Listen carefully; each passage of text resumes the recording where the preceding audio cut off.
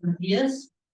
Vamos a dar comienzo a la defensa oral y pública de la tesis del licenciado Matías Dip, titulada Pedro Antonio Cerviño, Trabajos Científicos y Docentes en el Campeonato de Río de la Plata, 1781-1806.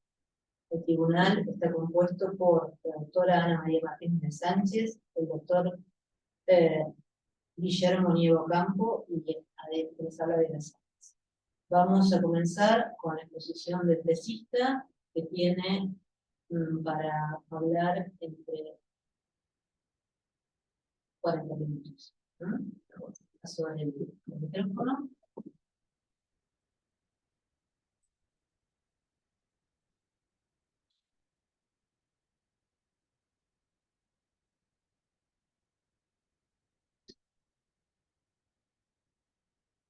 La defensa va a consistir en la exposición del objeto de estudio de la tesis doctoral, su marco histórico y encuadre teórico, la metodología empleada y las conclusiones o resultados acerca de las hipótesis formuladas sobre el tema de investigación.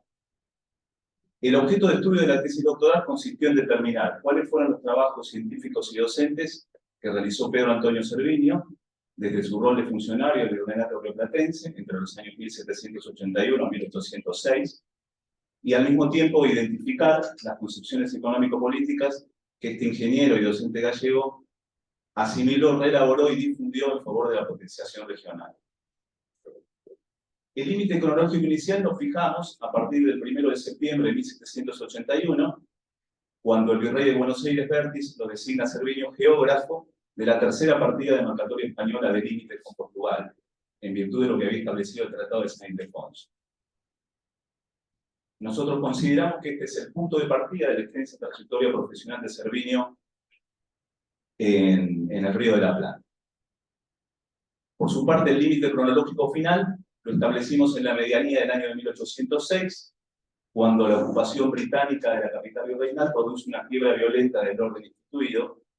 Ese recorte entonces temporal se sitúa en el momento inmediatamente previo a la participación de Cerviño como jefe de un escuadrón del Regimiento de Caballería Voluntaria de Buenos Aires que iba a intentar repeler el ataque inglés a la capital virreinal. En ese momento Cerviño tiene que interrumpir sus cometidos científicos y educativos para desempeñar otra índole de su accionar público, que estaba ligado a esa grave coyuntura militar. Eso en cuanto a los límites temporales de la tesis. En cuanto al marco histórico y teórico, la temática planteada se inserta dentro de líneas de investigación, tanto americanas como españolas, que hubieron de otorgarle especial atención al estudio del reformismo de la monarquía borbónica en Hispanoamérica y a sus ilustrados agentes de cambio. En la etapa incipiente del proceso de la modernidad, España pone en marcha un proyecto geopolítico que estaba diseñado para el Nuevo Mundo, en el que claramente se aprecian aspectos vinculados a la regionalización y a su desarrollo en las áreas geográficas hispanoamericanas. Y para ese cometido, la corona española se vale de funcionarios gubernamentales con significativa formación científica, que estaban dotados de un cúmulo de saberes transformadores para la época, y que interpretaron el reto que la realidad americana, de por sí compleja, le imponía a la ciencia española. Tal es el caso, y aquí es nuestra hipótesis inicial, de este ingeniero de origen pontevedrés, también topógrafo y agrimensor, Pedro Cerviño, que nosotros respondemos en la tesis, afrontó ese reto dotado de una particular versatilidad y con una acendrada vocación erudita. Entonces, dentro de ese marco ubicamos y contextualizamos la trayectoria profesional de Cerviño al servicio de la monarquía española. Hablamos de un personaje intermedio y por ello, entre otros factores, no tan difundido, poco perpetuado en la historia argentina e iberoamericana. Por consiguiente, el rescate de este tipo de figuras que no pertenecían al primerísimo plano de la vida pública, entendimos nos ofrecía un campo fértil de estudio para la tesis doctoral y nos sumergía a la vez en la elección del género biográfico para construir el objeto de investigación.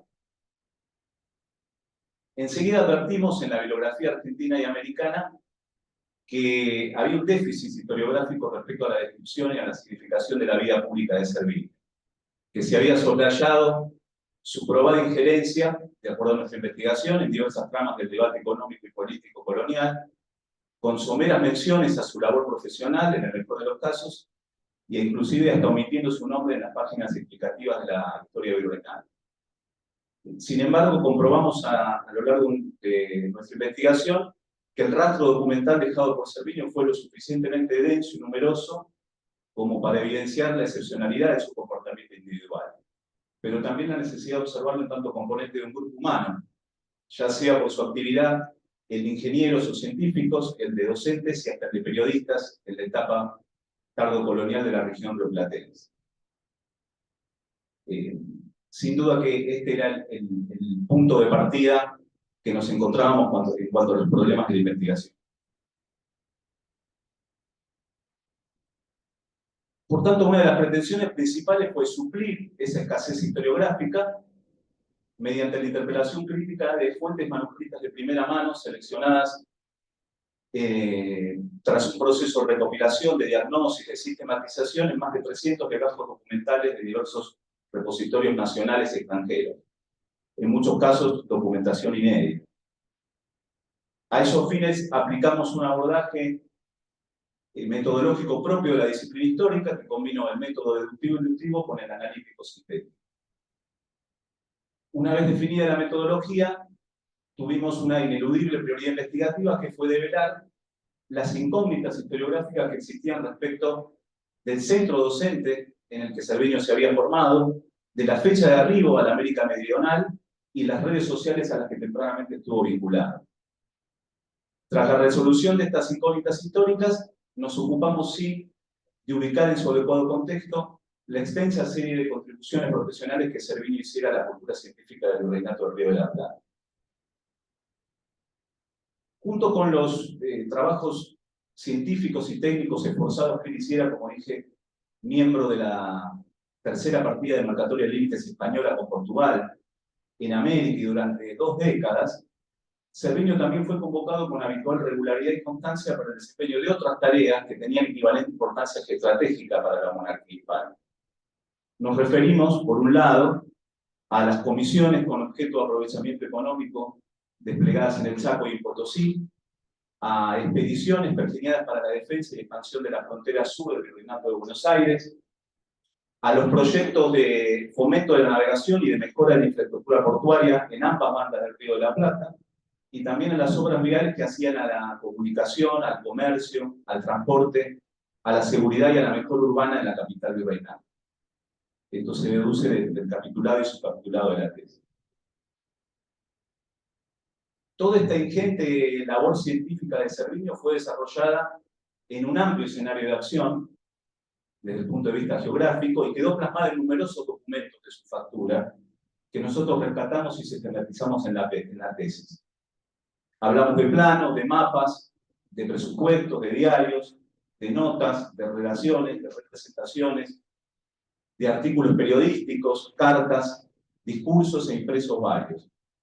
Consideramos que estos registros documentales conforman un legado cultural de importancia por su aportación al conocimiento no solo de la geografía, sino también de la organización económico-política, de las culturas nativas y de la historia natural de los territorios que administraba la corona borbónica en América del Sur. En esta tarea investigativa, y siempre a través de la figura de vertebradora de Cerviño, pretendimos aportar un poco de luz a una serie de temas claves de la historia virreinal que se deducen de lo que vengo exponiendo. Y pretendiendo corroborar una de nuestras hipótesis de partida, arribamos a una primera conclusión general. Cerviño fue un funcionario leal y comprometido, conocedor del proyecto político transoceánico de la monarquía, una condición definida que, aunada a ese rol de experto, lo acerca al perfil modélico de científico ilustrado que la corona española buscaba promocionar en aras de esa pretendida regeneración del imperio colonial que habían emprendido los Borbones. Ahora bien, dado que Cerviño no se limitó a ejercer únicamente funciones técnicas y prácticas que estaban asociadas a su idoneidad científica, nos ocupamos también de identificar el contenido y las características de su ideario económico-político. si bien Cerviño articuló un conjunto de ideas que estaban orientadas al crecimiento económico del virreinato, todo este aglutinamiento de planteos, de proposiciones, no necesariamente conformaron un cuerpo de doctrina orgánico y acabado. Esto lo aclaramos en la tesis.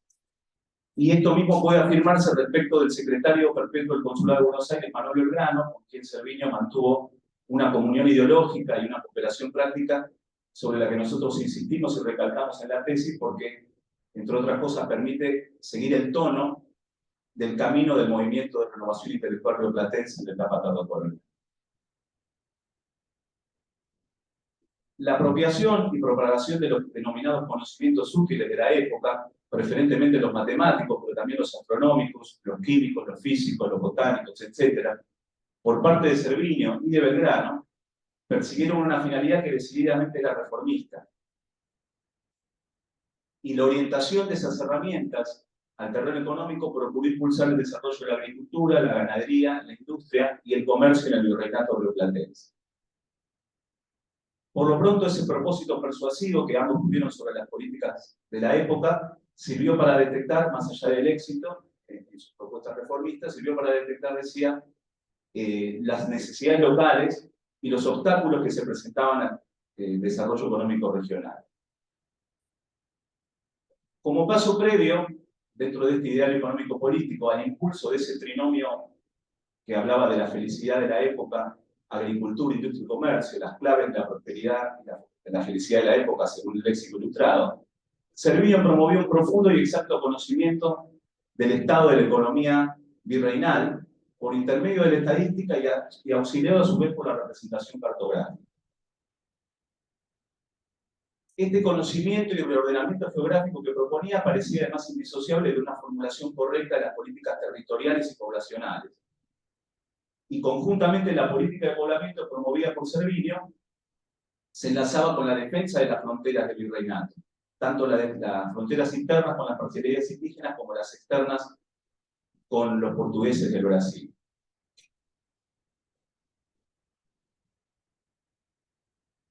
Otro aspecto más de este proyecto de reordenación territorial y racionalización económica pregonado por Cerviño tuvo que ver con la correlación entre los propósitos poblacionales y defensivos con la mejora de las obras viales, que eran imprescindibles para fomentar una mayor comunicación interior del virreinato. Lejos de concebir nosotros entonces estos planteos progresistas de los que vengo hablando como meras formulaciones teóricas, observamos en Cerviño también un intérprete laborioso de la puesta en práctica de ese programa.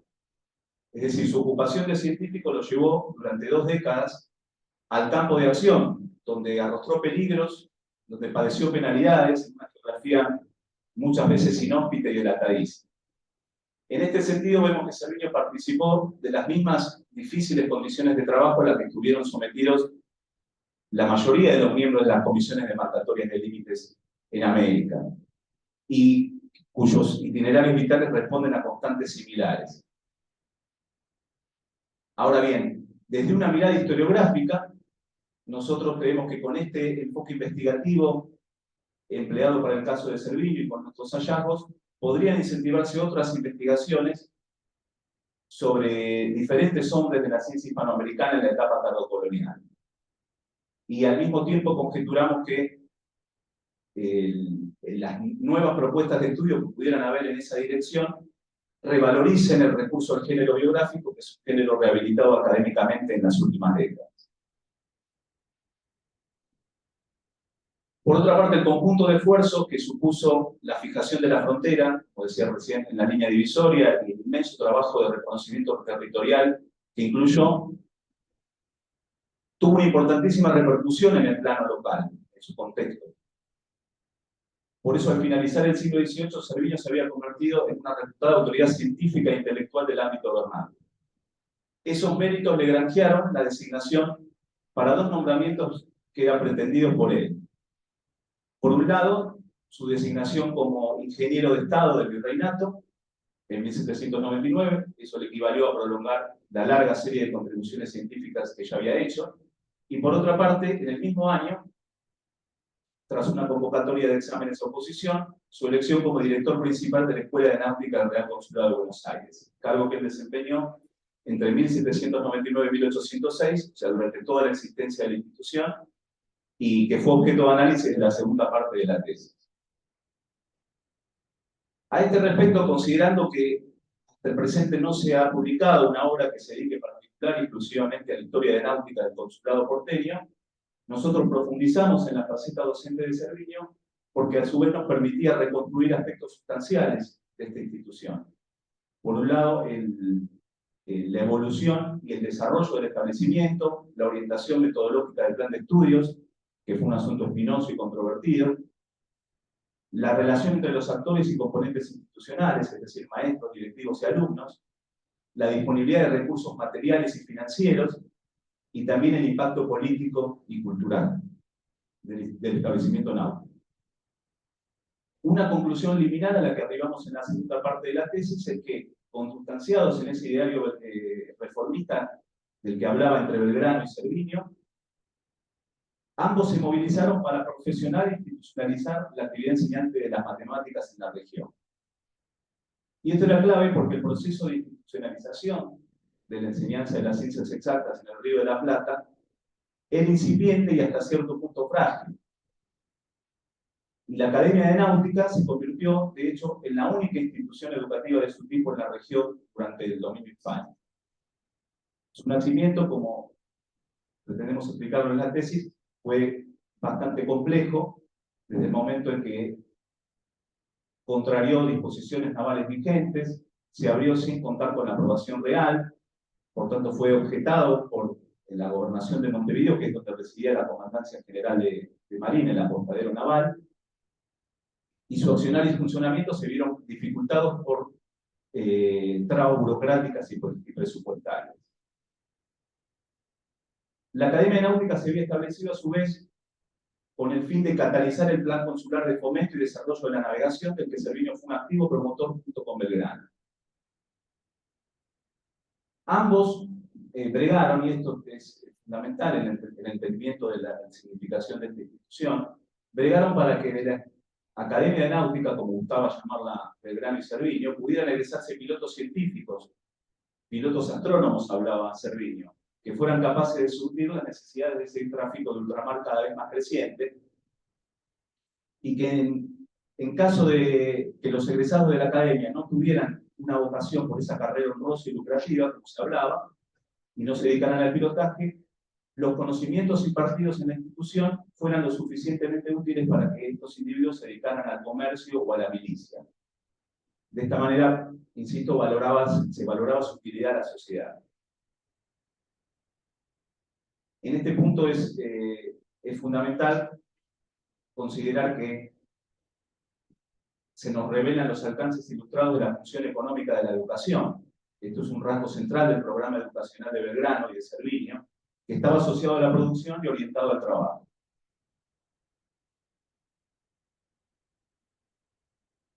A este punto nosotros pudimos corroborar una de nuestras hipótesis de partida para la segunda parte de la tesis, que fue el intento articulado que tuvieron Belgrano y Cerviño de transformar esa incipiente Academia de Náutica en un verdadero instituto de estudios superiores que estaba centrado en las disciplinas matemáticas. Por supuesto que la consecución de estos fines, de estos altos propósitos educacionales, era harto difícil y dependía de que existiera un clima receptor de los conocimientos matemáticos y náuticos en la región. Hubo mandatarios virreinales como Avilés y Del Pino, que estuvieron atentos a toda iniciativa que pretendiera elevar el nivel científico y cultural del virreinato, en este aspecto. En el plano de las instituciones locales, el Consulado de Buenos Aires tuvo un rol clave en la difusión de las matemáticas aplicadas. También el papel que ejercieron otros actores del movimiento de renovación intelectual rioplatense, nos centramos por supuesto en Cerviño y su cooperación con Belgrano, pero hay que mencionar a Félix de Azar, a Eugenio del Portillo, a Manuel de Labardén, a Juan José Castelli, entre otros. Ellos se preocuparon por ir sembrando paulatinamente un ambiente cultural donde se pudieran difundir esos conocimientos útiles de los que hablaba, y de esa forma ir fortaleciendo paulatinamente, insisto, la cultura científica rioplatense, que aún estaba en un modo precario.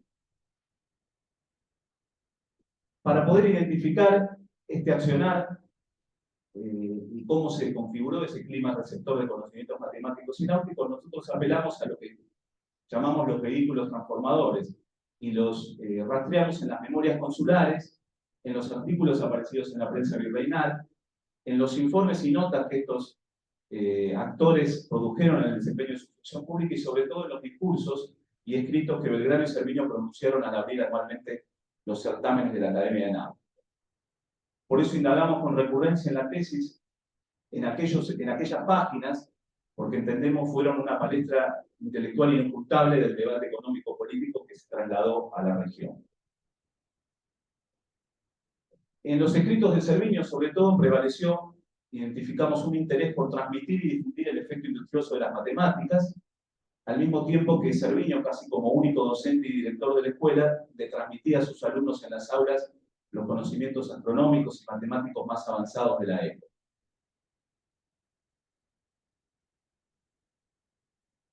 En los discursos, Cerviño apeló a los conceptos y lenguajes políticos disponibles para enfatizar sobre todo la relación virtuosa entre comercio y navegación, una interdependencia que él consideraba clave para la vida económica del virreinato y también para la mejora del bienestar general de sus habitantes.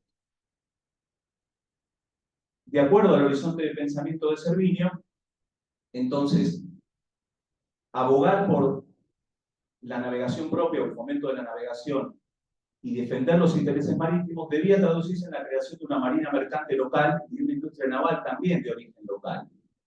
Con estas propuestas innovadoras, Cerviño interpelaba las bases tradicionales del sistema comercial español y se comprende que sus discursos, sus palabras, fueran objeto de virulentas impugnaciones y censuras por parte de aquellos representantes del grupo de intereses ligados al giro comercial gaditano, es decir, a los monopolistas de Cádiz. Esto se ve claramente con dos ejemplos, con su famoso discurso "El tridente de Neptuno es el centro del mundo", al inaugurar la Academia de Náutica, donde también a la vez vemos que había una posibilidad de debate sobre la libertad comercial, a fines del siglo XVIII, y en la producción académica de 1806, que está asociada por su contenido con proposiciones demasiado avanzadas para la época, un contenido demasiado liberal, está asociada al cierre de la academia.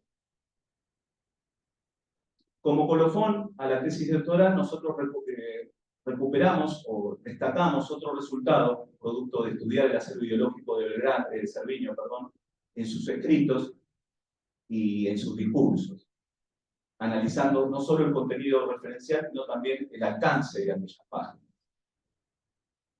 Y si atendemos a los móviles que llevaron a la elección de la Academia de Náutica, vemos que Cerviño enfatizó en el aprovechamiento de los saberes matemáticos, en la enseñanza científica y técnica, por la íntima ligación que tenía con la producción y el intercambio de bienes comerciales. Esta manera decidida e invariable en que Cerviño abogó por enseñar los fundamentos científicos del pilotaje, que esto quiere decir que de su escuela no egresaran meros pilotos prácticos o de rutina, sino pilotos científicos con conocimientos matemáticos avanzados, respondía a un objetivo principal ulterior, que era el de formar una marina mercante acorde a las necesidades estratégicas de la región, lo cual garantizaría un mayor aprovechamiento integral de las potencialidades económicas.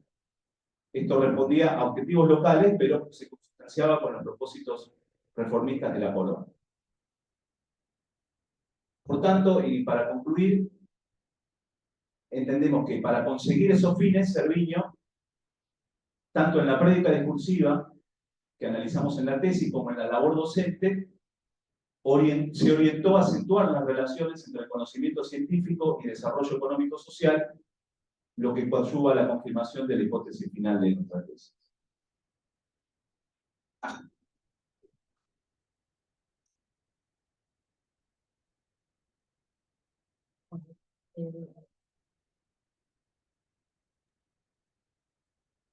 Bueno, quiero decirles también que está presente la directora de tesis, la señora María González. Vamos a dar lugar a las preguntas. En primer lugar, tenemos a la doctora Ana María Martínez Sánchez, que puede hacer sus comentarios y las preguntas a nosotros. Buenos días. Primero felicito al doctorando y a la directora. Yo he hecho en la lectura de la versión digital, que no es tan fácil a veces seguir el hilo, unas observaciones, comentarios, y después los agrupé. Y eso voy a transmitirle. Creo que es un estudio original que se inserta en un espacio de cierta vacancia dentro de la historiografía argentina al abordar algo que usted apuntó, el estilo biográfico, de difícil tratamiento y desarrollo. Para su ejecución se requiere minuciosidad cronológica y la obtención de datos en repositorios de todo tipo, tanto de documentos primarios como secundarios, para engarzarlos y construir un relato coherente. El tema que han elegido es de suma importancia, tanto por su enfoque, interpretación y concatenación de los hechos que expone, cuanto por la documentación de archivo y la bibliografía utilizadas, que devela un manejo profesional del trabajo propio de un historiador, que expone y no opina, cosa que sucede a veces en muchos trabajos, conjeturando situaciones no demostrables. El marco teórico, conceptual y el histórico necesarios para una tesis doctoral han sido explicitados correctamente, sin opacar el contenido novedoso de la investigación, que es lo que se debe destacar, usted lo destaca, un aporte nuevo al conocimiento. El doctorando presenta el objeto de estudio con dos interrogantes. ¿En qué consistieron los trabajos científicos y docentes que realizó Pedro Antonio Cerviño desde su rol de funcionario del Virreinato del Río de la Plata? Y, consecuentemente, ¿cuáles fueron sus concepciones económico-políticas que tenía como bagaje de su formación, cómo ese bagaje lo adapta a la región y las transmite a través de las instituciones que dirige? Amplias preguntas son amplias y sólidamente respondidas en el desarrollo del trabajo. Ha consultado una variedad de archivos y colecciones documentales exhaustivamente en Argentina y en España, y la bibliografía trabajada abarca desde textos clásicos hasta publicaciones recientes.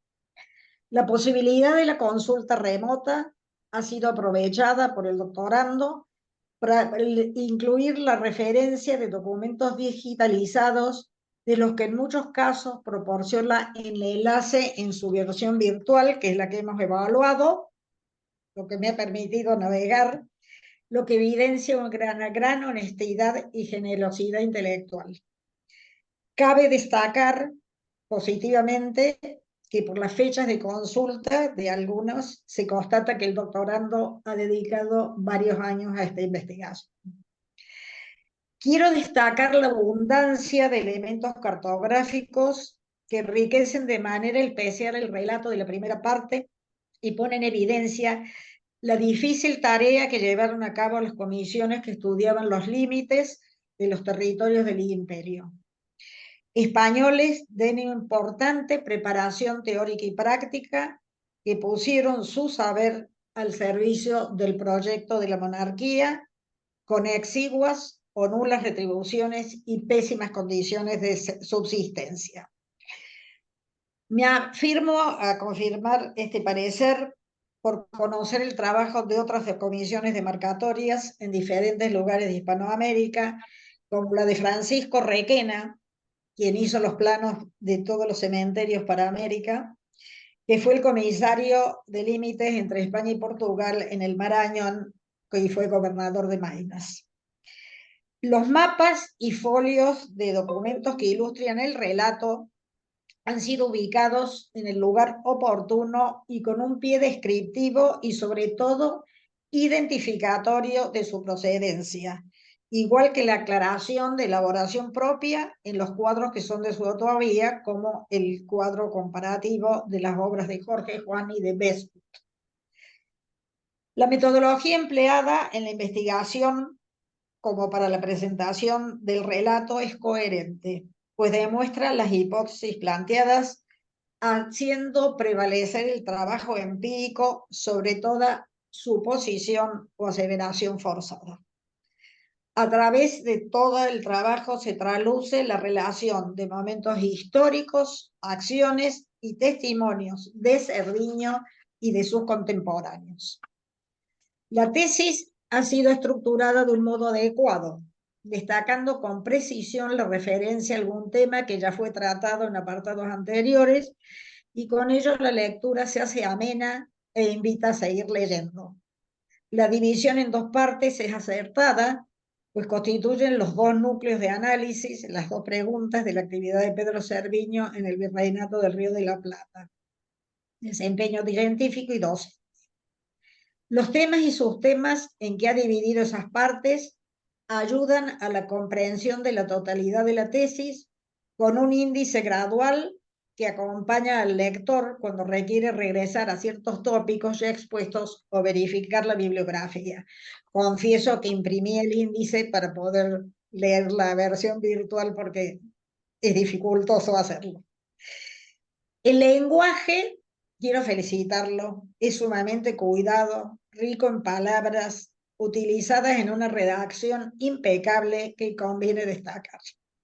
Sin repeticiones, sin errores de ortografía, además de un excelente tipeo y respeto a márgenes, encolumnados, citas a pie de página, características que permiten una lectura sin tropiezos y, entre comillas, sin fastidio por el lector, porque quienes evaluamos trabajos científicos en formato digital para obtener el máximo grado académico es lo que se requiere y no siempre sucede. Quiero destacar el valioso análisis que conlleva mucho tiempo y dedicación de los diarios, de los diferentes encargados en la demarcación de límites, como de Ángeles Cabré, Rubín de Celis, entre muchos otros, igual que los informes de Pedro Cerviño y los viajes por la América Meridional de Félix de Azara. La inclusión textual de ciertas aseveraciones de los protagonistas rescata para el lector fuentes primarias que merecen conocerse. Destaco el impecable aparato erudito en relación a la mecánica de citación a pie de página. En la página 474, ya terminando el trabajo, retoma la producción de 1806, los conceptos que ya expuso el tesista sobre Cerviño al inaugurar la Academia en 1799 con el tridente de Neptuno. Una estrategia de relato que cierra de modo muy acertado la exposición de toda la investigación y cumple con proporcionarnos, a quienes lo desconocíamos, un conocimiento más profundo de Pedro Antonio Cerviño. Y ahora le voy a hacer algunas, todo esto ha sido lo positivo, algunas sugerencias y algún aporte por dos motivos. Yo lo he disfrutado porque mi tesis doctoral, defendida en 1978, la hice con don Mario Hernández Sánchez Barba, y fue el comercio entre La Coruña y América. Con lo cual, casi fue un juego para mí poder volver a fichas a mano, no había internet, no había computadoras y no había ruedas en las valijas. Así que para mí fue volver muchos años atrás y de verdad de disfrutarla. Entonces quiero aportarle cosas que a lo mejor no están en online, que son de antes, pero que pueden enriquecerle en caso de que esto pueda publicarse.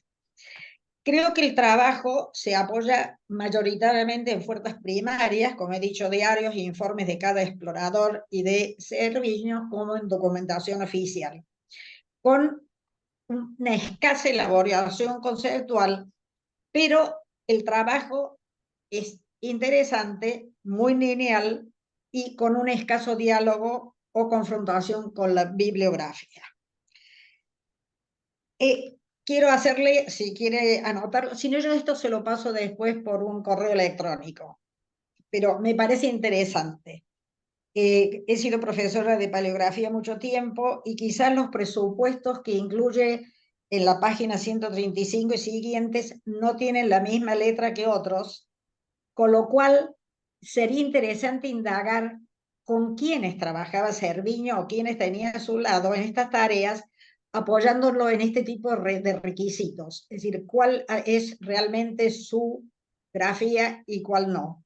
Es una sugerencia, pero yo después se lo mando. Hay algunas pequeñas cositas a remarcarle. En la página 128 dice que Joaquín del Pino era presidente de Charcas, presidente de la audiencia.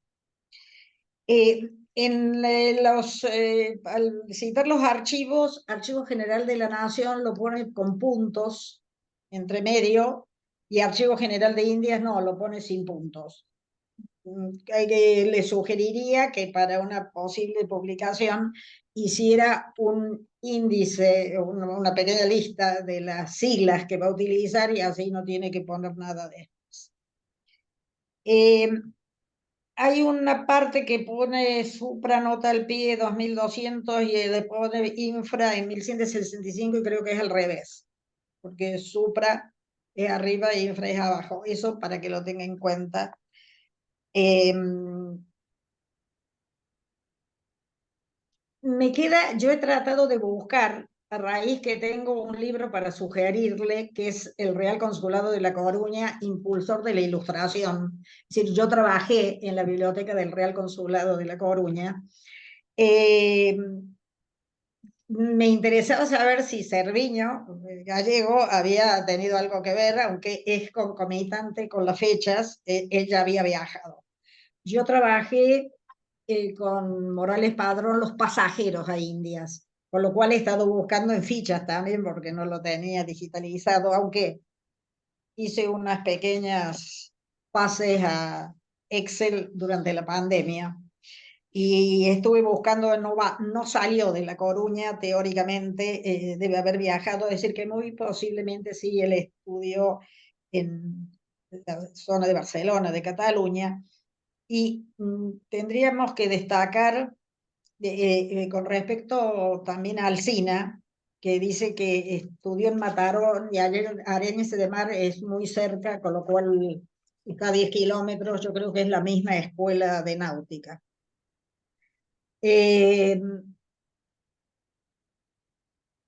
Precisamente usted dice que se mandaron libros para el consulado en barcos que salían de La Coruña en 1802, y ese es el año en que se incorporan a la Real Armada los correos marítimos, lo cual ratifico que puede haber sido, en la documentación que yo tengo, dice que para llevar pliegos en bergantines, corbetas y géneros extranjeros y nacionales. Y exactamente en ese barco viajaron, en el que sale en febrero de 1802 de La Coruña, viaja un alférez a Buenos Aires. Por supuesto que no iban a Buenos Aires, sino a Montevideo. Me interesa, esto también se lo voy a mandar porque lo busqué y me sirvió para refrescar. Cuando en 1802 reciben la aprobación real de la Escuela de Náutica y el ejercicio de matemáticas lo presenta Cerviño, dice para congraciarse con quien el rey había destinado para el apostadero del Río de la Plata. Ese año, yo tengo que el 18 de abril de 1806, en la fragata Cantabria, viaja don Bruno Escandón y Antalla alférez de fragata que viaja a la Posta de Aredo del Río de la Plata, que era, claro, Montevideo. Quizás esto venga a relacionarse con la pregunta, dos preguntas que quería hacerle.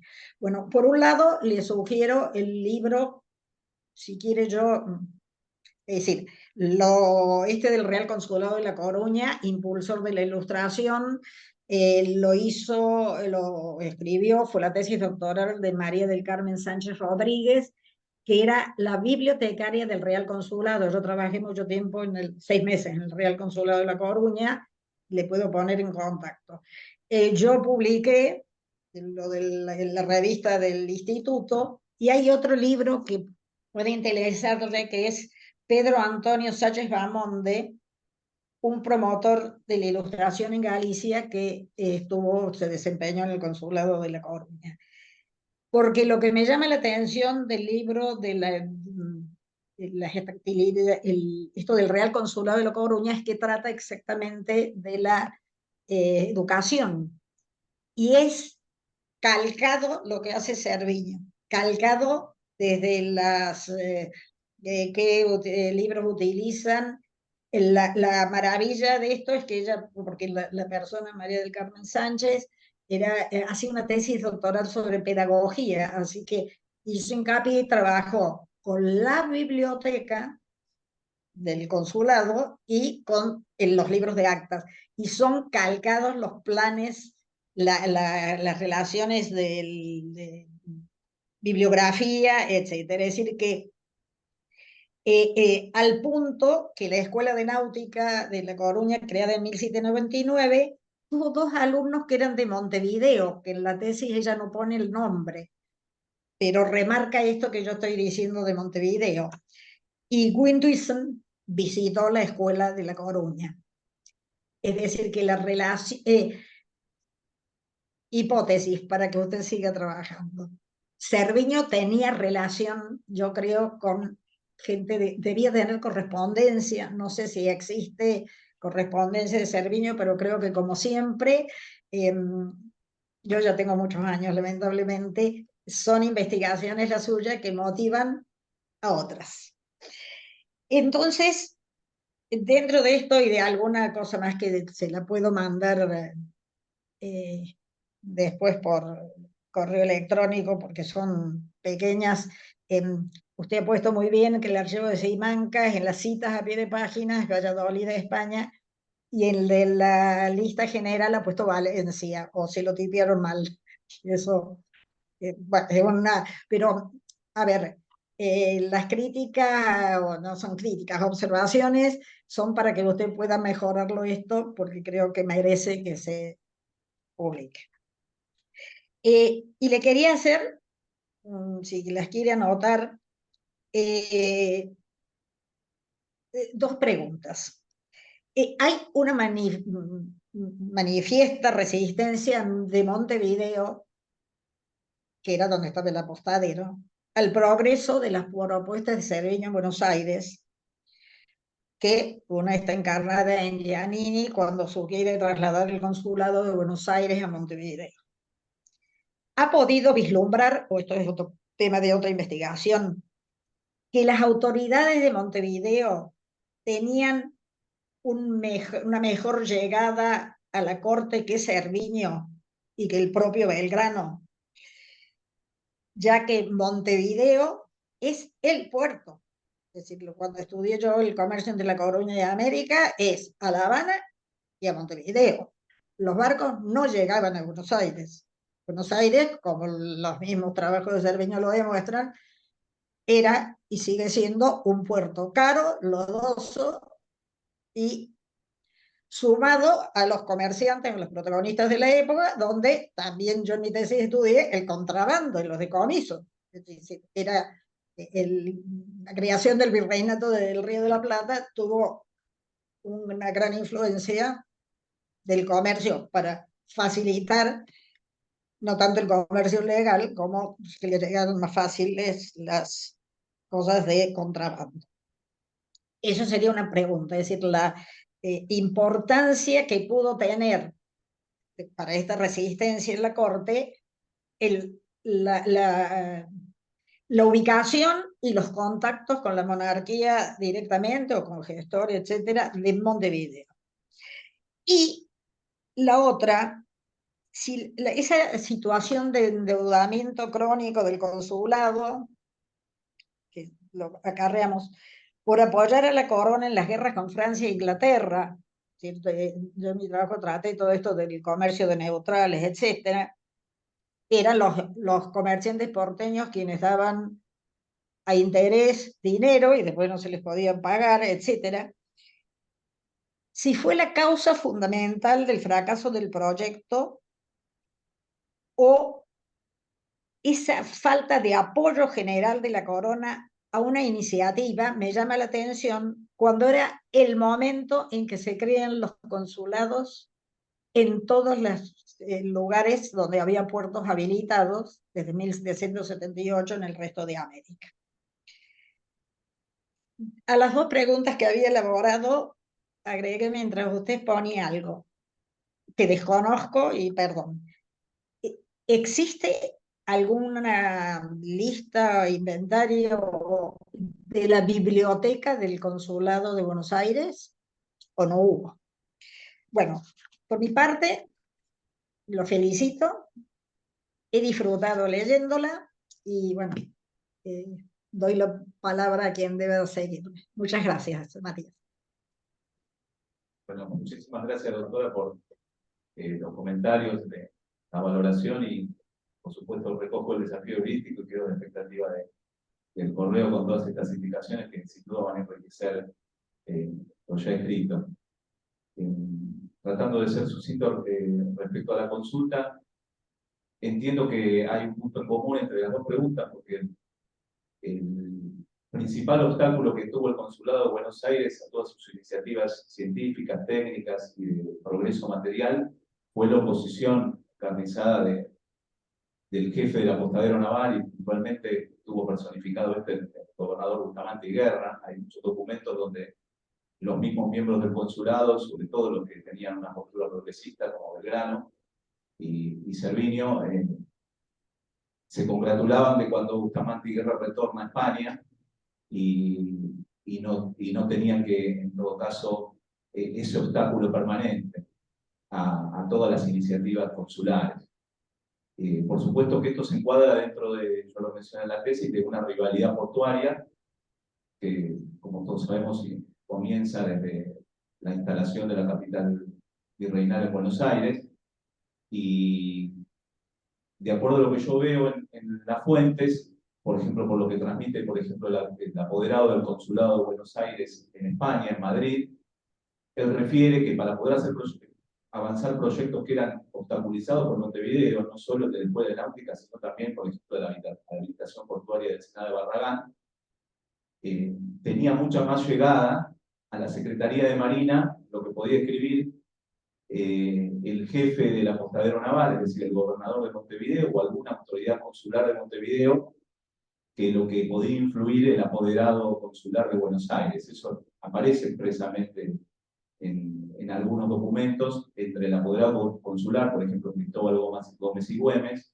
cuando se comunica con el prior de los cónsules del Consulado de Buenos Aires.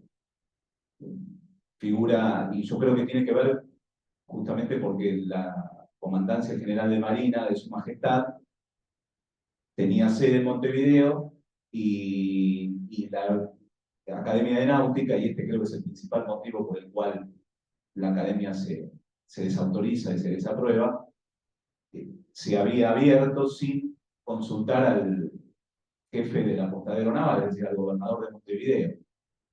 Y se habían incumplido ordenanzas generales de la Armada que indicaban que todas las escuelas de náutica, aún puestas por consulados o ayuntamientos, estaban supeditadas a la Marina, en principio al director general de la Armada y a sus subsidiarios en el Río de la Plata, era el gobernador de Montevideo.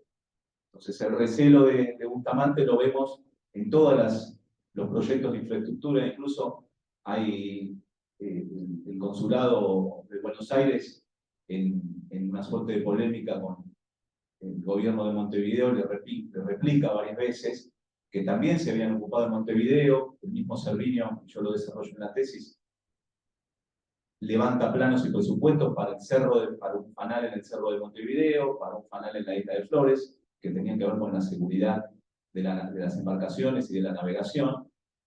Y estaba la orden del rey de que el Consulado de Buenos Aires contribuyera con 12.000 pesos, esto es a fines del siglo XVIII, para auxiliar a la mejora de las condiciones portuarias en la otra banda.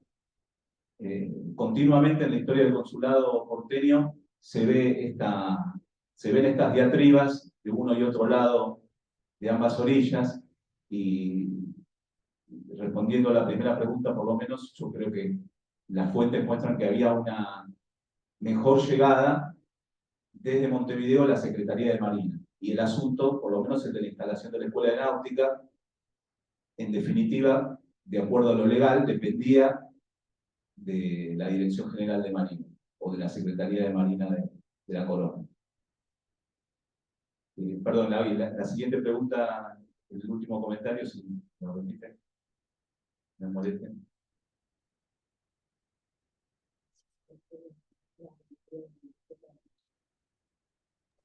No, la situación de endeudamiento, es decir, y de no apoyo económico, yo creo que algo de lo que dice usted tiene que ver, como dice, que cuando se va el que les hacía la vida imposible desde el apostadero, claro, en abril de 1802 es que mandan a uno nuevo, que es este Escandón y Antallo, que ya no se lo he visto nombrado, y entonces no sé si es que no tiene demasiada influencia, es decir, no sé qué pasa hasta 1802, porque en realidad su trabajo sigue hasta 1806. La otra, la segunda era si hubo una falta de apoyo de la corona en un momento en que se crean los consulados en varias ciudades de que se había habilitado el puerto. Es Bueno, una cosa... sí, perdón, ahí es la misma contrariedad que se plantea en Cerviño y Belgrano, entendiendo que los consulados se habían establecido o se debían establecer según el reglamento de libre comercio y de la Real Cédula de Elección de los Consulados para fomentar la agricultura, animar la industria, proteger el comercio. Entonces, tanto Belgrano como Cerviño consideraban que todas esas iniciativas científicas y culturales tendían, como explicaba hace un rato, al crecimiento económico del virreinato, entonces no debían ser obstaculizadas y que debían ser interpretadas como tendientes al progreso y a la mejora de la monarquía, del bienestar general de los habitantes de la monarquía. Por eso en algún momento, cuando está el debate entre Álzaga y Cajigas, que yo refiero en la tesis, sobre la permisión o no del comercio con neutrales, llegó un punto que la postura del grupo reformista, lo dice textualmente, es: los habitantes de uno y otro lado del hemisferio pertenecemos a un mismo rey, como diciendo, rechazando una cierta predilección por lo peninsular sobre lo americano. De todos modos, la situación de permanente endeudamiento del Consulado de Buenos Aires, por supuesto que es el principal motivo por el cual muchos de estos proyectos no llegan a concretarse. El caso ejemplar es el del muelle de Buenos Aires, también proyectado por Cerviño, que ahí dedico un capítulo de la tesis, pero ocurrió con casi todas las iniciativas. Belgrano se lamentaba en su autobiografía que decía: los españoles están errados en los medios de conservar las colonias. Y no se explicaba cómo, si su función como secretario del consulado era fomentar la agricultura, animar la industria y proteger el comercio, cuando se ponía en funcionamiento un establecimiento que iba a tener egresados que favorecerían una mejora notable y sustanciosa del comercio, es decir, pilotos que pudieran navegar barcos mercantes, que atendieran ese crecimiento del tráfico comercial de ultramar. Sin embargo, la corona obstaculizara no solo la Escuela de Náutica, sino también la de dibujo, otra de química que se quiso instalar, obstaculizara y las desautorizara o las considerara como, cito en la tesis, de establecimientos de mero lujo o de demasiada ilustración para una ciudad como Buenos Aires. Eso va también, de algún modo, esmerilando no la fidelidad, pero sí la confianza en el progreso conjunto que era el binomio América-España para la recuperación del imperio, por lo menos desde el lado de los americanos, y no es casual que no es el caso de Cerviño, pero en el caso de Belgrano, de tener una finalidad reformista después de venga revolucionario. Y la acusación de cierto espíritu autonomista sobre discursos como el tridente de Neptuno es el centro del mundo, donde Cerviño directamente propone que la libertad comercial, que cada embarcación pueda ir al barco, al puerto que se le antoje para comerciar y no tener que pasar por España en un contexto, como que hay que aclarar, yo lo mencioné en la tesis, de guerra entre España y Inglaterra entre 1796 y 1802, de estagnación regional. Entonces los miembros del consulado, esto se ve en lo que cito, incluso el administrador de la aduana, Ángel Izquierdo también, opinan continuamente que si la corona no podía satisfacer las necesidades de sus vasallos más australes, evidentemente eran necesarias medidas liberalizadoras o liberalizantes del tráfico comercial. Bueno, la paradoja, su pregunta apunta a la misma paradoja que se planteó Belgrano, de cómo la corona, en vez de flexibilizar para conservar sus colonias, se puso más rígida en el afán de que fuera más rentable la recaudación fiscal. Y bueno, esto de algún modo entiendo que afloja algunos lazos. Y con respecto a lo que me decía de la biblioteca del Consulado de Buenos Aires, si bien yo no lo abordo en la tesis, como es temática de mi trabajo como investigador del Instituto Nacional Belgraniano, no hay un listado específico, sino que, como me ocurrió con la Academia de Náutica, para poder elaborar o conformar un reservorio de bibliografía con el que se había contado, hay que hacer conjugar una serie de fuentes documentales.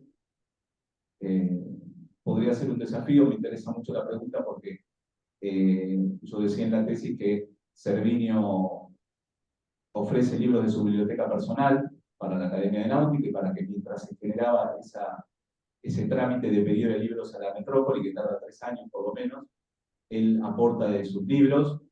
Sabemos que la biblioteca de Belgrano era, eso sí, bastante enriquecedora y que comprometido en el mismo objetivo, porque Belgrano es el impulsor de la academia. Belgrano pudo haber proporcionado libros tanto al consulado como a la academia.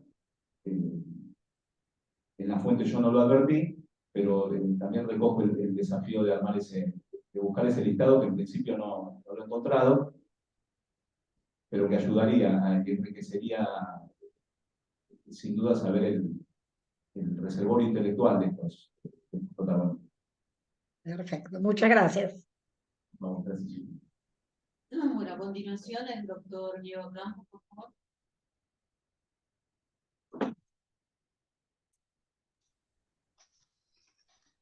Hola, buenos días. ¿Se escucha bien? Perfecto. Bueno. Bueno, voy a leer algunos apuntes que he hecho sobre la tesis, también como lo ha hecho Ana María, destacando primero los aportes que son notables de esta investigación y finalmente mencionando quizás algunas cuestiones que se puedan mejorar o como agenda para una investigación futura, y también alguna pregunta que quería hacer aquí al doctorando, ya inminentemente doctor, ¿no? Bueno, es notable ante todo esta tesis por el aporte al estudio de la historia de la ciencia en el Río de la Plata y de los programas de desarrollo intelectual y cultural de la monarquía de los primeros Borbones a las regiones más alejadas de su corte y también a las regiones diríamos, más nuevas, ¿no? También es un singular y minucioso estudio basado en una metodología poco desarrollada y valorada en general en Argentina, como son los estudios biográficos, ¿no? Yo aquí hay que rescatar una cuestión importante, ¿no? que va a contracorriente en general de la investigación desarrollada en el país, que es una valoración sobre los sujetos en la historia, sobre la agenda de estos sujetos, sobre los hechos y sobre el tiempo, ¿no? Claro que si se hace una historia sin valorar el tiempo, eso ya no es historia, es antropología histórica o cualquier otra cosa, ¿no? El trabajo sobre Cerviño permite conocer otra historia del virreinato de Buenos Aires, una historia más constructiva y positiva del periodo, basada en el adelanto civilizatorio según los parámetros teóricos de la época, que impulsaban estos individuos desde sus agendas personales. El estudio biográfico en sí mismo permite humanizar la historia, cosa que otras perspectivas más tradicionales y estructuralistas no consiguen y por ello han resultado hasta ahora insuficientes.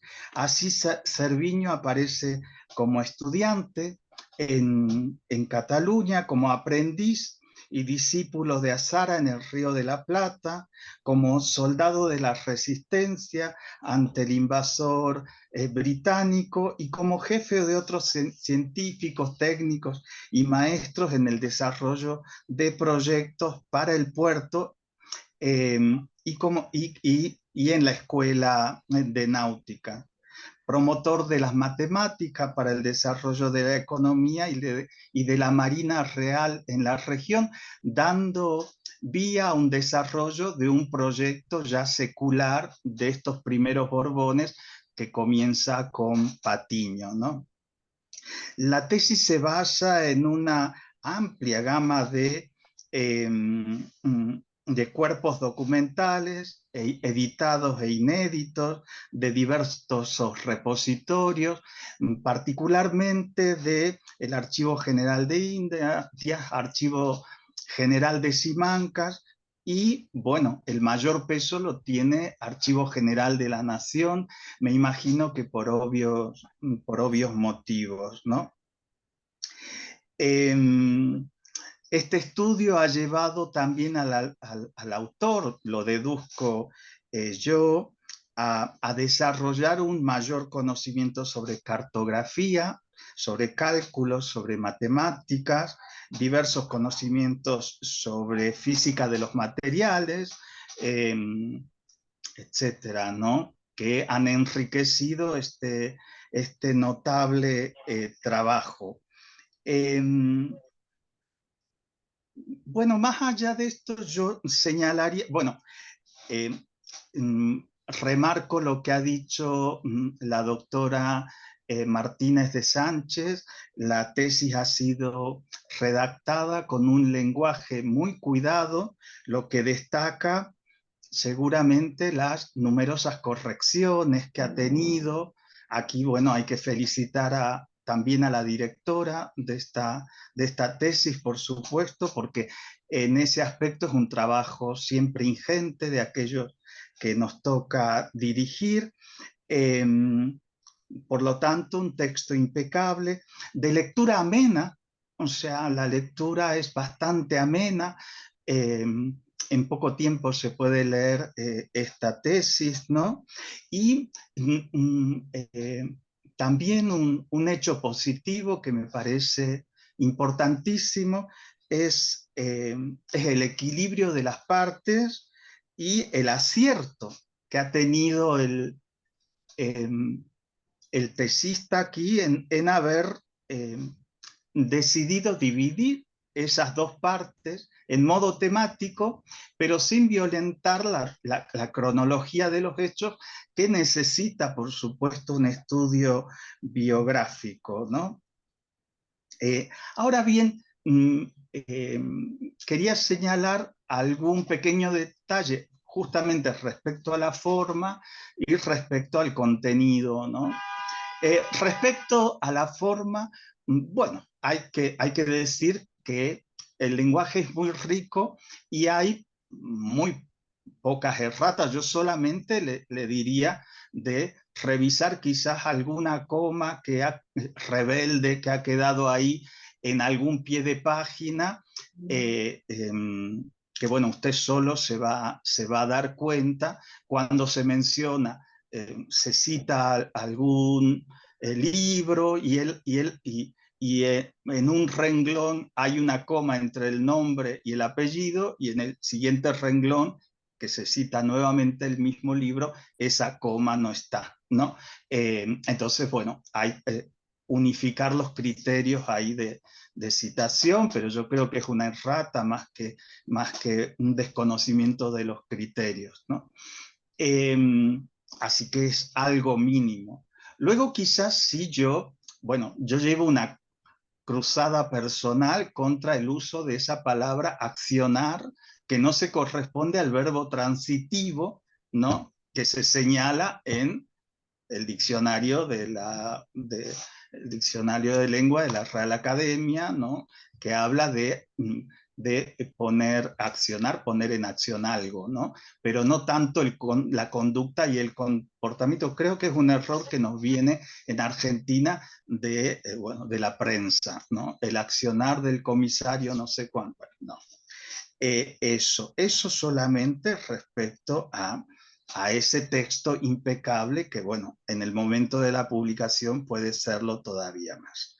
En cuanto a las sugerencias para un futuro desarrollo de esta investigación, y también, y aquí viene quizás alguna pregunta sobre la misma historia de Cerviño, ¿no? Me parece importante, digamos, dar todavía una vuelta de tuerca, un mayor desarrollo y un mayor afinamiento a las redes de patrocinio que acompañan la carrera en sus distintas etapas de Cerviño, que yo creo, por lo que se puede leer entre líneas, que esas redes de patrocinio que le han podido ayudar en sus estudios iniciales y luego en el primer desarrollo de su carrera como ingeniero, poco a poco se van agotando en su contacto con la corte, y esto de algún modo explicaría los problemas económicos devenidos, por ejemplo, en la falta del pago de sus sueldos, etc. O sea, la inexistencia de patronos válidos que hayan permitido mantener eso y que hayan permitido mantener una carrera, digamos, a escala imperial mayor, ¿no? O sea, traslados quizás a otros núcleos mayores en su carrera, que nos llevaría a esas preguntas. O sea, ¿por qué no sale luego de Buenos Aires este señor, digamos, si es tan valioso? Justamente en eso yo creo que sería importante indagar en los cambios que se producen en la Secretaría de Marina, y justamente en esa mayor, que coinciden de algún modo con esa mayor radicación del personaje en Buenos Aires a partir de 1799, cuando se habla en términos generales, ¿no? La promoción que hacen los Borbones de la ciencia y de estas escuelas de matemáticas. Yo creo que hay que también afinar un poco en el reinado propio de Carlos IV, bueno, o sea, siguiendo los trabajos de Teófanes Egido, de Calvo Maturana, pero sobre todo, más finamente, los estudios sobre Manuel Godoy. Y justamente, digamos, hay una quiebra del ministerio español entre los años 1798 y 1802 por el alejamiento de Godoy de la corte, ¿no? Entonces, averiguar, digamos, si el mismo Belgrano y el mismo Cerviño no son, al fin y al cabo, criaturas de Godoy o de uno de los clientes del mismo Godoy en la Secretaría de Marina, y lo que lleva justamente a estos tropiezos en la carrera local de ambos personajes, ¿no? Y bueno, y el segundo tema, porque no me quiero dilatar, o sea, uno, como digo, aquí yo creo que habría que hacer, obviamente, una indagación mayor, no tanto en Archivo General de Indias, ni en general de Simancas, sino en Archivo de Palacio, ¿no? Entonces, y Archivo de Palacio, bueno, hay que ir a Madrid, porque no está digitalizado, eso, pero está toda la documentación, la correspondencia, digamos, entre los secretarios de despacho con el rey, ¿no? Y eso. Entonces, por eso es que lo señalo para una investigación, un desarrollo quizás posterior de tipo postdoctoral ya en esto. Y en segundo lugar, una cuestión conceptual, bueno, porque también la tesis se enmarca en estos cambios que ha habido de tipo historiográfico referidos a la historia conceptual, ¿no? A los trabajos de Skinner, ¿no? Y yo, digamos, aquí señalaría si es válido, ¿no? Utilizar el concepto de funcionario. Es cierto que en la segunda mitad de 18 finalmente nace el concepto de burocracia y el de funcionario, y que hay mucho de esto, y también el concepto de centralización, e incluso el de Estado moderno, ¿no? Que no nos vale para el siglo XVI ni para el XVII, pero sí para el XVIII y para su segunda mitad. Pero yo creo que merecería la pena discutir un poco el concepto de funcionario, porque la actividad, la conducta, ¿no? El ethos de Cerviño va más allá de, la actividad y el ethos de un simple funcionario, ¿no? O sea, porque es un hombre que casi se inmola por el servicio real.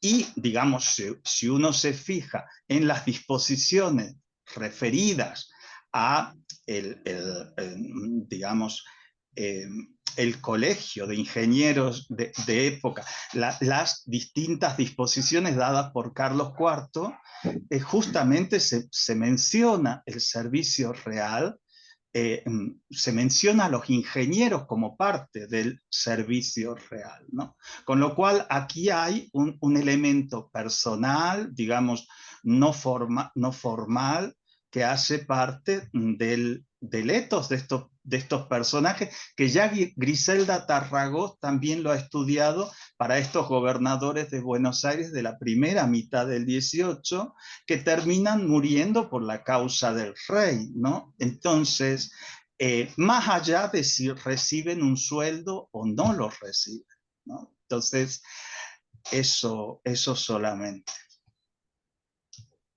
Muchísimas gracias, doctor. Sin duda que valoro mucho los comentarios y también recojo el desafío de poder profundizar en ese aspecto. Es un aspecto que podría claramente enriquecer ciertas partes de la tesis o abrir un campo nuevo de estudio.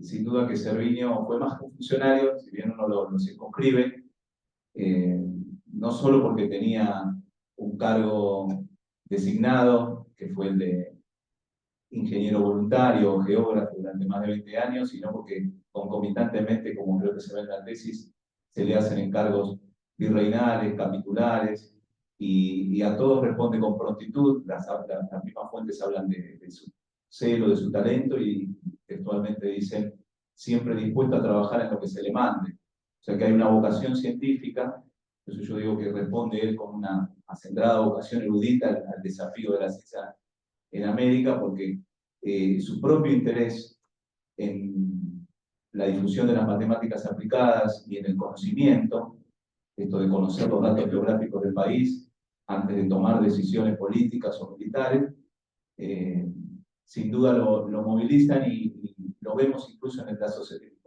el desasosiego de la espera de que lleguen los demarcadores portugueses, y esto ocurre más con Azara también, se dedican a observaciones astronómicas, observaciones físicas, geográficas, un intento por ahí no tan exitoso, pero de relatar las costumbres etnográficas, es decir, una vocación por el conocimiento y por el avance de la difusión de los conocimientos científicos en la región que excedía lo que le imponía la profesión. Y sin embargo, obviamente también vemos continuas, yo lo menciono, ¿no? Continuas quejas y reclamaciones por el atraso en el pago de los sueldos, porque se le equipare a los que eran ingenieros militares de profesión, porque no fue del cuerpo de ingenieros militares españoles, entonces pide que, junto con Julio Ramón de César, geógrafo de la otra partida, de la cuarta partida, Cerviño era de la tercera, que ellos arrostraban más peligros, que ponían su cuerpo en regiones inhóspitas. Pensemos que la sede de la tercera partida demarcatoria era en la Asunción del Paraguay, en la villa de Paraguatí, y que Cerviño trabajó desde el Salto Grande del Paraguay hasta el río Jujuy, que navegó el río Tapiporí, el río Paraná. O sea, constantemente él puso en peligro su vida al servicio de la monarquía, muchas veces mal remunerado, y hizo viajes múltiples demarcatorios sin obligación porque no llegaban los demarcadores portugueses, solamente para conocer mejor la región, y yo creo que ese es el aporte significativo que intenté remarcar, ¿cierto? Los trabajos que, bajo la dirección de Azar en este caso, llevaron a un mayor conocimiento de la organización geográfica, económico-política y de la historia natural de los territorios de la corona, más allá de que como funcionario no tuviera esa obligación. Sí, yo ahí te recomendaría una compilación que ha hecho Alicia Esteban Stringara sobre el tema del servicio, el real servicio, ¿no? Que podría ser útil para esta cuestión conceptual, y por mi parte nada más. Bueno, muchísimas gracias.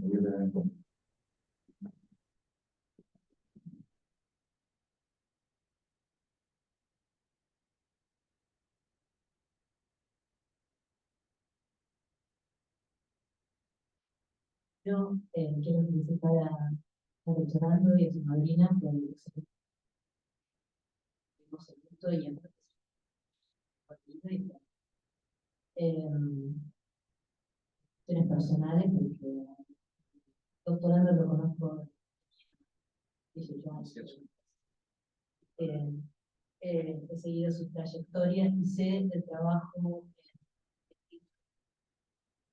Bueno, ahora hablando un poco de esa perspectiva, voy a hablar de la tesis, pero completando, dando algunos, recalcando algunos puntos que habló los miembros del tribunal, que me parecen importantes. La tesis, la presentación de la tesis, la presentación de la tesis escrita que se encuentra, dividida en dos tomos y dos partes exactamente equivalentes. Eso también es un detalle que hay que remarcar. Nosotros, miembros del tribunal anterior, dijeron que era muy importante la división que hicieron en la quiso y la tesis, que también es increíblemente equilibrado esa división, ¿no?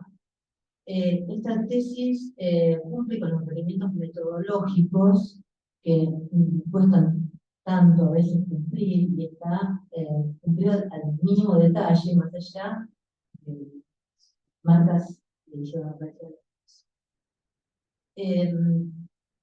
este género biográfico, a partir del que se trata de reconstruir la época, es descriptivo, es puntilloso, pero de fácil lectura. tiene un excelente aparato erudito, y esto también lo quiero recalcar, o sea, no solamente la bibliografía, sino también la búsqueda de fuentes en 18 repositorios nacionales e internacionales, que también entonces nos da la búsqueda no solamente de fuentes escritas, sino también, y para subrayar, el uso de mapas, cantidad de mapas inéditos que han enriquecido la utilización de esos mapas en la tesis. La redacción, también recalco lo que dicen los profesores, la redacción no solamente es correcta, sino que maneja un excelente castellano, con fluidez y de muy fácil lectura.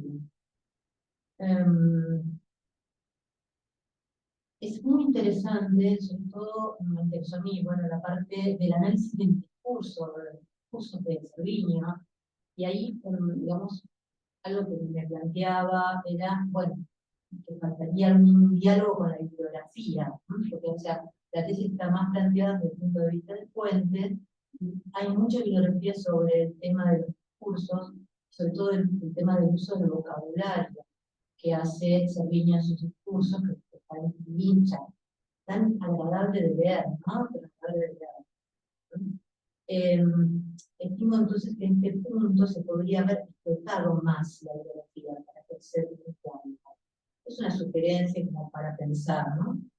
Después hay una sugerencia específica que acabo de buscar en la página 227, donde hace una definición negativa, o sea, una definición fundamental de Cerviño, del trabajo de Cerviño, siempre es preferible hacerlo en positivo y no en negativo, ¿no? Porque ensucia, digamos, la lectura. O sea, en vez de decir, bueno, Cerviño no fue así, parece que Cerviño fue así, directamente.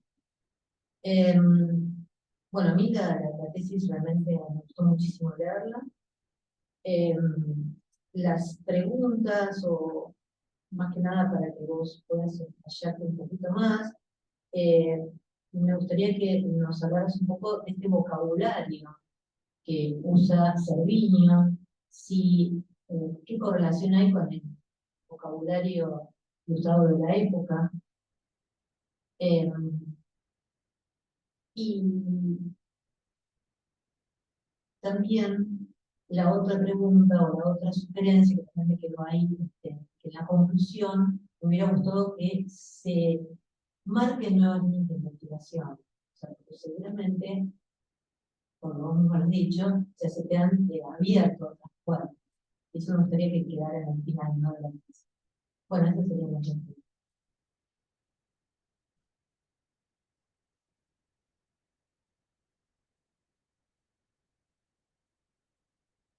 Bueno, muchísimas gracias, doctora, por comentarios y la valoración de evaluación del trabajo. En principio, el uso de nociones del léxico ilustrado aparece continuamente en todos los escritos de Cerviño. Cerviño casi fue un polígrafo, y ahí la gran cantidad de fuentes documentales consultadas, empleadas, y las nociones prototípicas de ilustración española las vemos continuamente, palabras como progreso, bienestar, provecho, utilidad, razón. Él mismo titula uno de sus discursos: yo también soy pintor y mi pincel solo cede a la razón. Dice el norte es la razón. Hay continuas alusiones al vocabulario ilustrado de la época, y confrontado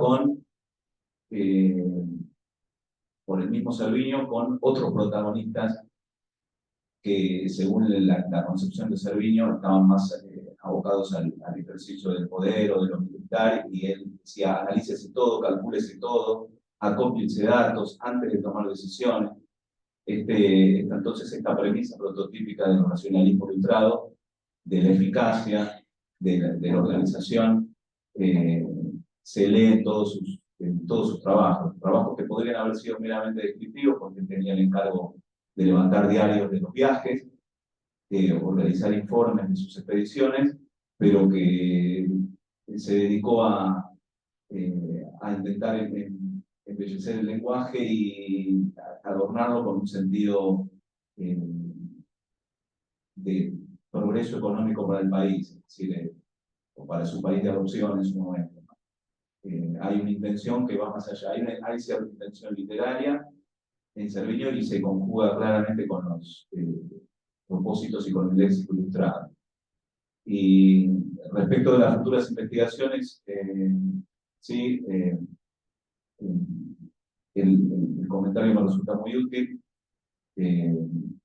porque evidentemente sus discursos podrían ofrecernos una mayor posibilidad de confrontación con discursos de otros hombres de la ciencia o con otros protagonistas con un desarrollo, un itinerario vital semejante. Por eso decía hace un rato que podría incentivar la investigación a trabajar sobre otros hombres de las mismas comisiones demarcatorias, otros ingenieros, más allá del protagonismo que hubieran tenido, ¿no?, en la época virreinal. Así que bueno, voy a apuntar todos los comentarios porque sin duda sí, han sido para mí enriquecedores y me dan una perspectiva nueva de cómo encarar lo que escribí. Muchas gracias. Vamos a hacer un cuarto ingeniería. Muchas gracias.